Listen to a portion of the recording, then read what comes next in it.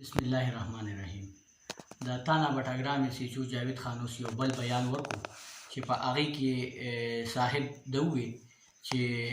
قبضه مافیا او ډکیټ ګروپ د دواړو یو ځای شوي نو زه جاوید خان ته دا ویل غواړم چې دا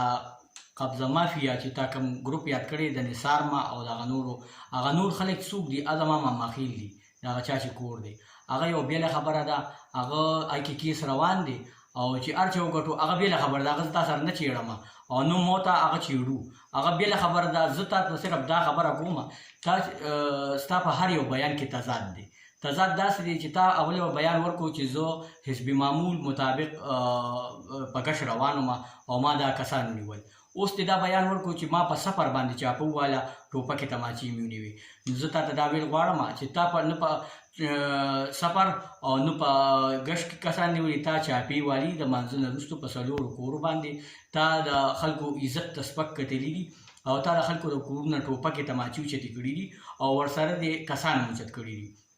بیا دې کسان 3 ورځې غیب کړي وو 3 ورځې یې ټارچر کړي وو زه په خپله درغلی ما او تا ماته کسان نه دي ښولې زه تانې ته نه یم پرېښې بیا د هغې نه وروستو تا په 2 کسانو په والو ټکولو باندې د اف آی آر منلی دی نو د ستا په هر یو بیان کې تضاد دا دی چې تا په هر یو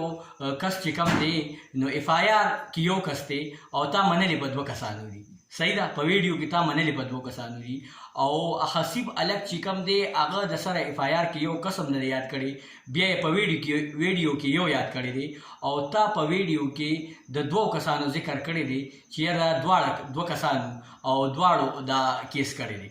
بله خبره دا ده چې خیر د دې هم پته ولګي مونږ ایس پي صاحب له تلو او مونږ درخواست ورکړی انکوایري پکې شروع ده د هغې هم پته ولګي بله خبره دا ده چې تا د چاپو خبرې کې نو چاپې هم تا ټولې په کورونه والي دي تا غلطې والي دي بله خبره دا ده چې ته ما سره کښېنه مناظره به کوو که په جومات کې وې که په حجره کې وې او که په تاڼه کې وې او که په میډیا وې مخامخ به کینو قرآن به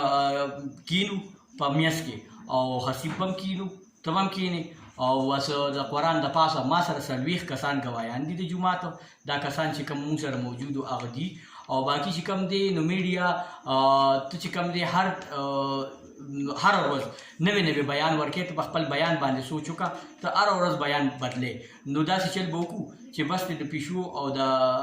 مګې دا گیم به پرېږدو او یو ځای به کینو مناظره به وکړو که په میډیا وې که په جومات کې وې که په حجره کې وې که په تاڼه کې وې مشران به کینو او چې څوک ملامته شو قرآن به پکې په منځ کې پروت وي او یا که زه به دې ملامته کړم نو زه به تا ته عذر وکړم او دې سړي ته به م وکړم خبره ده چې سیچو صاحب ته چې وې چې ما ریکوري کړې ده د دوی نه مې موبایل برآمد کړی نو هغه موبایل څه شو هغه موبایل خو لږ وښیه چې هغه څه شو چا سره دی تا سره دی او که خصیب سره دی نو دا خو تا ټولې صرف او صرف د دروغو ویډیوګانې سازې او د سوشل میډیا یې سیچو ستا هېڅ کارکردګي نشته او هېڅ حیثیت